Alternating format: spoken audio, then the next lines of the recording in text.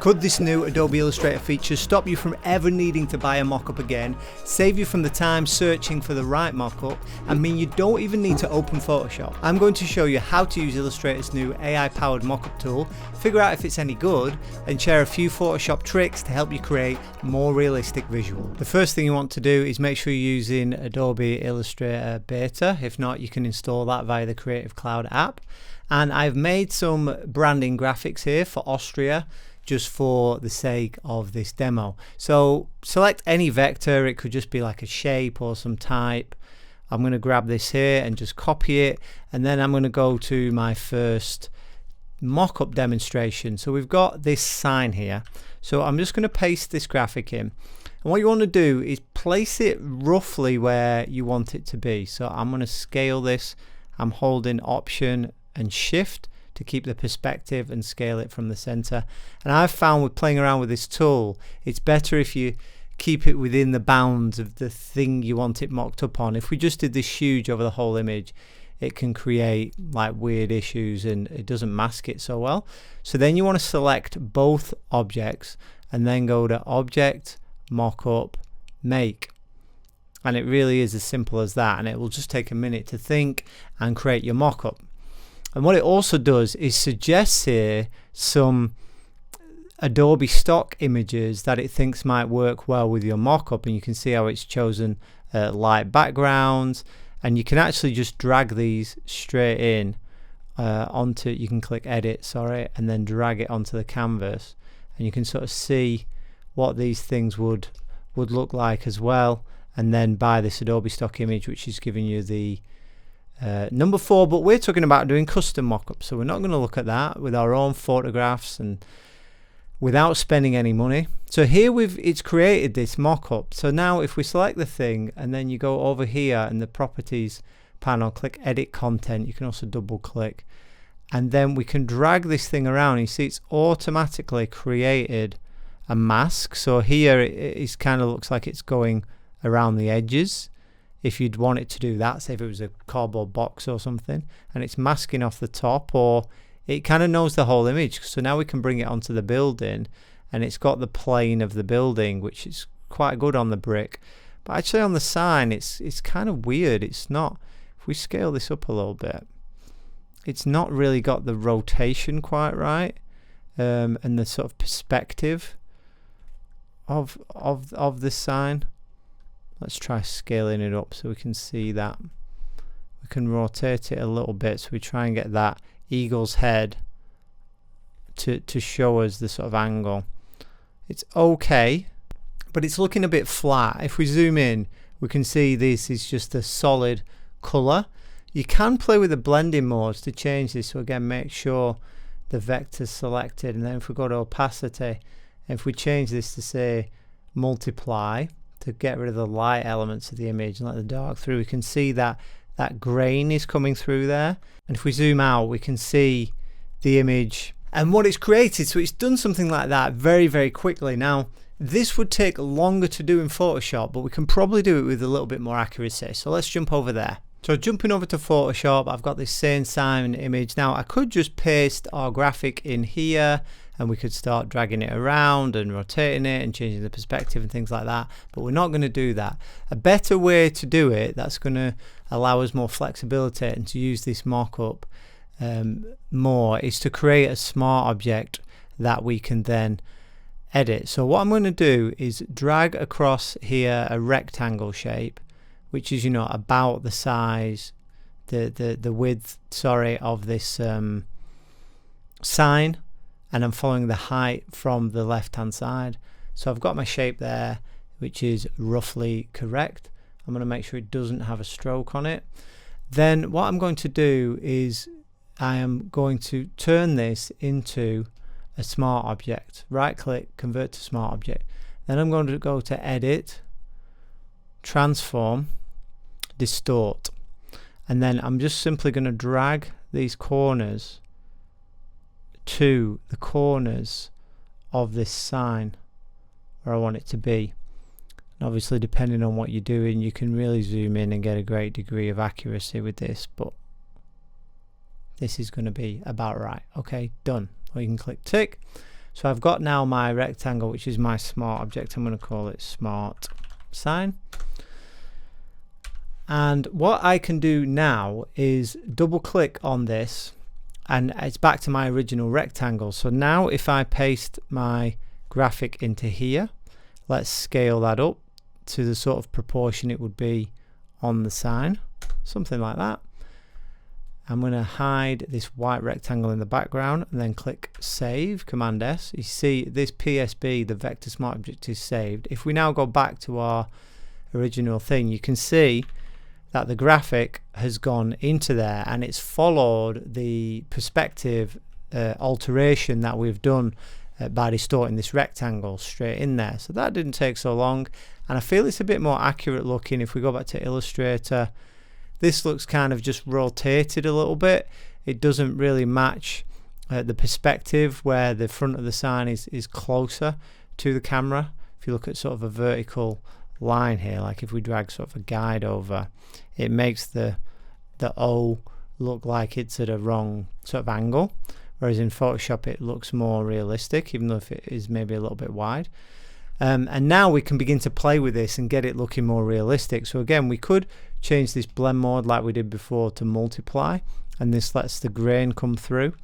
And then we could also, you know, bring some of those light colors, you know, back over the top here to really bring out all the highlights and sort of make it, bring some shadows and reflections in there and make it look a bit more realistic. So to do this, what we're going to do is duplicate, Command Control J, this original background photo. I'm going to drag that up to the top.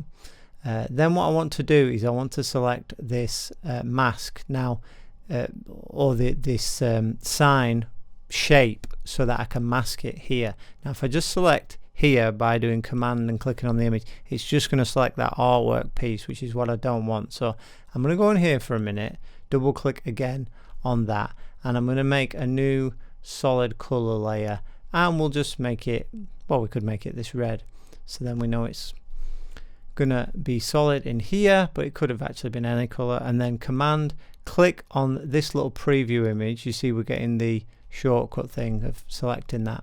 Then go back up to this background copy layer and then click the mask button at the bottom there to do a layer mask on here. And you see, so for example, if we press Command U just to change like the hue of this, we've just got that part selected. I'll just cancel that. I'm going to go back into my smart sign by double clicking. I'm going to get rid of that color fill in the background, save that out, go back in here, and if we hide this top layer, we see it's as we were beforehand. So what I want to do is multiply is letting through the dark elements and hiding the lighter parts of the image. I'm going to go here and do the opposite, which is screen. So you see we've got this first group that hide the sort of whites, and then screen being the second one. It's like the opposite of multiply. Now obviously we need to edit this, we need to play with this. So what I'm going to do is actually go back to the normal mode to edit this thing first of all, and I'm going to edit this image to take away some of the dark areas and just let this sort of bright glow come through more. So to do that, I'm going to go to filter, camera raw filter, and bring down the exposure. I don't want it totally to totally black, but it's not really. Even if I do that, you can see there's still a bit of light in the sign there, but that's really knocked that out a lot. So I'm going to go OK with that. You can see I've got something very much more black, and then I'm going to go show all these layers again. I'm going to change this to screen. See the difference it's making, but it's making this a bit washed out. So what we need to do is right click and then go blending options, and then you see here blend if gray. So what we need to do for this underlying layer is split this here by pressing option and then clicking and drag this out, and what you can see is it's just going to go through here, these part of the colors. It allows us to adjust to get a bit more of a realistic looking, if we turn the preview off and on, color back to where we were before. But you can just see how it's making it a bit more shadowy. It's sort of letting the sort of the brightness come through in the middle, and this sort of desaturated image, it links more to that. Now you can turn the opacity down a little bit on this if you don't want to go over the top, like say we did that at 50%. And if we double click on this smart sign just to sort of remember the red, what it looked like, and we're in a similar sort of world here to where we want to be. And this now is more realistic sort of image than this kind of thing you can see, which is very, very flat. So what does Illustrator do with something a little bit more difficult or different from that? So what about if we don't have just sort of an off-axis plane, but we actually have like a cylinder? We're going to do this bottle up here, so I'm going to select this time this emblem, select it all and copy. I'm going to paste it up here. And it's one thing to point out, these are separate, so you can group them, or I'm going to select them all and then press Command 8 to make a compound path, which will then ensure the mockup works. If they're each separate, when you go to create your mockup, it's just going to pick up one of them, so we don't want that. So I'm holding Option and Shift again here to scale proportionally via the center. Again, make it vaguely the size you want or within the object. Select both, Object, Mockup, Make, and it will have a think. And again, it's given us these options. We'll get that out of the way, and we can drag around our image. And you see, as we go to the edge of the bottle, it's got a mask there, but it's also sort of bending it a little bit around the edge, which is nice on both sides. It can do some funky things. It sort of like angles down a little bit as we get there, and it's sort of jittering a little bit. But even there, it's a very subtle sort of rise on the image at either side. But we can do this kind of thing, which is decent, I would say. I'm just scaling this up, but I mean, still it's very flat. I mean, again, we can mess with this one blending mode, but we don't have lots of options. I need to select the correct thing first. Select the symbol, opacity, multiply. So it darkens it a lot, but it's looking more like it fits in with the image a little bit here, the shadow on the left hand side of the bottle. But this is the kind of thing we can do still a lot more accurately in Photoshop. So to do that in Photoshop, let's paste in the vector, and again we'll make it vaguely the size we want. And then to make this fit with the object, you want to go to Edit and then Transform Warp. And with Warp, we have these handles that we can drag around. I won't spend too much on this because you can find yourself, you know, a tutorial on this if you want. But now you know the tool, now you know the name of what you're looking for, and you can sort of drag it around in position, you know, so we get that sense of a little bit of a rotation here on this bottle. It's quite subtle on this bottle, but that kind of thing. And if it was at the edge, it might be more. There is now actually within Warp, there is a cylinder mode which you can select, and it automatically creates that kind of shape. Obviously that's very exaggerated, you know, you can bring it back, but those sorts of things are in there by default. And then you simply need to follow the steps we just did, where we duplicate the background layer, and then we mask out this bottle, and we use the lighting effects to improve the realism on this.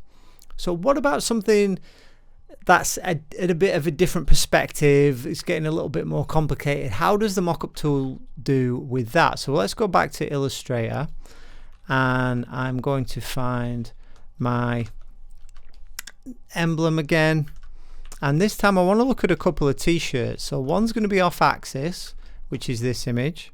So let me paste this here. So I'm going to make it a little bit smaller, scaling it proportionally. If I make it quite a bit smaller and kind of so it knows it's supposed to be on a t-shirt, I'm going to select both. Let's just hide that guide, and then go to Object, mockup make, and we have our artwork now on the t-shirt. Now it's not masking out here the bag strap or the neck or anything really, apart from the edge of the t-shirt on the foss, on the kind of the extremities of the t-shirt around the arm. It's quite useful for maybe putting it on the arm, but if we want a large chest print like we sort of been laying out these things, so I'm just going to rotate it, scale it, hold shift to scale it proportionally, make sure this is sort of central. I mean, in terms of a quick mock-up, like this is pretty good. Like that sort of perspective would be a little bit difficult to handle in Photoshop, and I feel like this has done a decent job. Again, we might just, for a quick version, just change this to multiply, though it looks quite dark, just to help us see a little bit of grain coming through and that kind of thing. And I feel like this time it's actually done a better job of sort of following the shape and getting that angle, even if it does look a bit sharp. But at a distance, if this was quite a small image, or for some sort of internal presentation, that kind of thing, it's done a pretty good job this time. But what about if we have like more folds and things going through the shirt? How's that going to work? Like in this image, this is a really nicely lit image.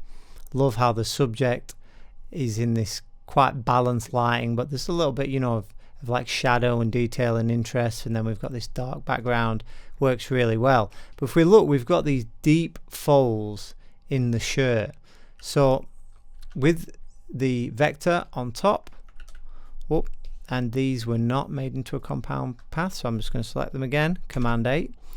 Then I'm going to select everything, the raster and the vector on top, and I'm going to go to Object, Mockup, Make. It's going to do the masking, it's going to turn the vector into a symbol, and it's just slightly changed the perspective. Now again, if we drag it around, it's not masking off that arm, it's kind of including the arm with it. Could get a tattoo of this. Anybody want to get a tattoo of this image? Email me. Or if you want to buy this Austrian tourist board, you know, hit me up. We can come to some arrangement.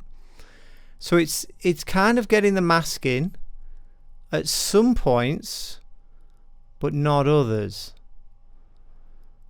And then what we don't have is really any sense of like the angle, like the guy's kind of leaning a little bit, his neck, you know, his t-shirt, the center of the neck is just pushed over a little bit, like this shoulder is higher, his right than his left because he's leaning on the wall there, so it just needs to sort of rotate a little bit. But these deep folds and everything, we're just not getting that at all. Now we can change again the blending mode on the symbol to multiply to try and fake that, and we can see a little bit of texture coming through now here, but it just looks odd when it's like a straight perfect line like that. So this kind of thing is something that we definitely need Photoshop for. Over in Photoshop we have our photograph. I'm going to paste in the vector graphic as a smart object, vaguely position this the sort of size we want it to be, click enter. So we have there our vector and our background. Now how are we going to get this to look right on the folds and all that kind of thing, and get rid of these smart objects, smart sharp lines I should say? Well, there's a few ways that we could do it. A quick way would be just to use a displacement map. For that we can go to Filter, Displace, Distort, Displace. And with these items for like horizontal scale, vertical scale, you kind of want to play with this, but the higher that is, the more it sort of moves and distort the images, and we don't want to do it too much. We just want it to kind of roughen up the edges and have it sort of follow these folds. So we'll leave it at 10 for now, click OK.